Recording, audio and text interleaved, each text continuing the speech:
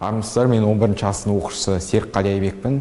Туған елге тағысым жобасында тарихи бағыт бойынша Қоңырәулие өңіріне видеоэкскурсия жасадым. Бұл видеоэкскурсияның мақсаты Қоңырәулие өңірі туралы ақпарат беру, баршаға таныту. Осы видеоэкскурсияда Қоңырәулиеге дейінгі жол бойында кездесетін Шығыс Қазақстан облысының тарихи табиғи ескерткіштеріменен Қоңырәулие өңірі туралы қысқаша ақпарат берілген. Қоңырәулие өңіріне экскурсиям Семей қаласынан басталады. Картадан көріп отырғандарыңыздай, Семей қаласы менен Қоңырәулие өңірінің арасы 270-280 километр. Жолда кездесетін алғашқы тарихи ескерткішіміз ол Күшікбай Батыр бұлағы. Ол Семей қаласынан 50-60 шақырым жерде орналасқан. Күшікбай Батыр қанайұлы бойына ерекше қасиет дарыған қазақтың нағыз бір туар баһадүрі. Өзінің қайырымдылығыменен және де әділдігімен танылған нағыз қазақ батыры. Күшікбай жоңғар басқыншыларына қарсы күрескен белгілі батырлардың бірі.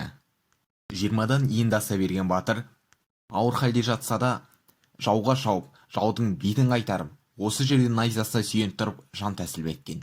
Одан Семей қаласынан 82 шақырым жерде Бөріліде қазақтың ұлы жазушысы, филология ғылымының докторы, профессор Мұхтар Омарханұлы Әуезовтің мұражайы орналасқан. Одан кейін Сыртқы Асқабұлақтың тұсында Абай Құнанбайұлы дүниеге келген жерде Абай атамызға арнап домбыра кетінде алаң салдым. Сол алаңнан бастап бұлақтың басына дейінгі жерге ұлы ойшыл ақынның нақыл сөздері жазылған. Содан біраз шақырым жолдан кейін алдымыздан Шұбар төбе көрінеді. Бұл жерде махаббат жолында аттың құйрығына сүйретіліп мерт болған қосқаш жерленген.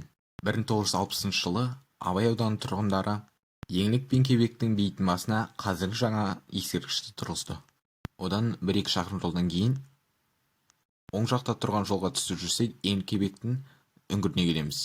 Қайғылы уақиғаның жандары Еңлік пен Кебек елден қашып, сот үкіміне дейін осы жерде тығылып өмір сүрген. Одан Қарауылға жақындай бере, Орда тауларының тұсында Әйгерім бұлағы бар. Бұл Абай өзі ұнатып алған екінші әйелі Әйгеріммен кездескен жері. Өстіп 180 шақырым жолда артта қалдырып Қарауылға келдік. Қарауыл ауылының тұсында Қарауыл төбе бар. Кезінде жаушылық заманда төбенің басынан шауып келе жатқан жауларды қарауылдап, елге дер кезінде мәлім беріп отырған. Қарауыл мен Қоңырәулие өңірінің арасы 80-90 км, Медеуге баратын жолмен 50-60 шақырым жүрген соң, сол жақтағы жолға түсіп 40 шақырымдай жол жүру керек. Ол аз көрінгенмен жолдың иректілігі және қиындығымен ұзақ уақыт алатын жол. Осы жолмен екі тау төбенің арасын өткен соң, алдымыздан тағы бір тау Ақтас тауы шығады. Шаған өзенінен 500 метр қашықта осы Ақтас тауында Қоңырәулие өңірі орналасқан. Үңгірдің жан-жағында зираттарды байқауға болады. Бұл жерде кезінде шаған шайқасы болған, жоңғарлар келіп осы үңгірдің ішіне тығылған, алайда айласын асырып, жауды үңгірдің ішінен қуып шығып, жеңіске жеткен қаракерей қабанбай осы жерде дарабоз атанған. Үңгірдің кіреберісі тар болғанымен барған сайын үлкейе береді. Үңгірдің ішінде қуыстарды байқауға болады. Қариялардың айтуы бойынша бұл жерлерде осы қуыстарда кезінде 15 балбал тас болған. Үңгірдің ішінде екі суға түсетін жер бар. Біреуінің баратын жолы тар және қиын болса, екіншісіне арнайы жол жасалған. Көлдің ұзындығы 25 метр, енді 10, кейбір жердің тереңдігі 5 метрге дейін жетеді. Көлемі әр жылы бір түсіп, бір көтеріліп тұратыны анықталған. Көл суының орташа температурасы 4 градус. Бұл жердің емдік шипалық қасиеті бұрыннан баршаға мәлім. Сонау заманда Шыңғысхан өз әскерлерімен шайқастардан кейін осы жерге келіп емделген. Тіпті кейбір аңыз әфсаналарда көлдің астында 15 метр тереңдікте құпия есік бар дейді. Сол құпия есіктің ар жағында үлкен қуыс үңгірде Шыңғысхан жерленген дейді.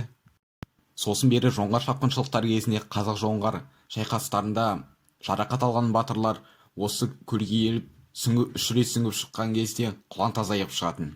Ұлы ақын Абай Құнанбаев та осы жерге келіп емдік қасиетімен бой жаздыру үшін келген. Мұхтар Әуезовтің Абай жолы эпопеясында өкініште атты тарауында қаладан келген ұлын Әбішті Абай Құнанбаев осында бой жаздырып келсін деп жіберген. Осындай деректерді естіген адамдар Қазақстанның түкпір-түкпір жерлерінен, бар облыстарынан осында емделуге келіп отыратын. Айықпас ауыр дерттерден де емделіп кеткен адамдар бар.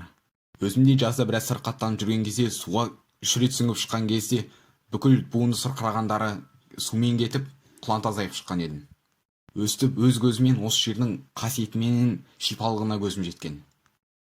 Қоңырәулие өңірі Қазақстанның шипалы, жұмбақ және қасиетті жері.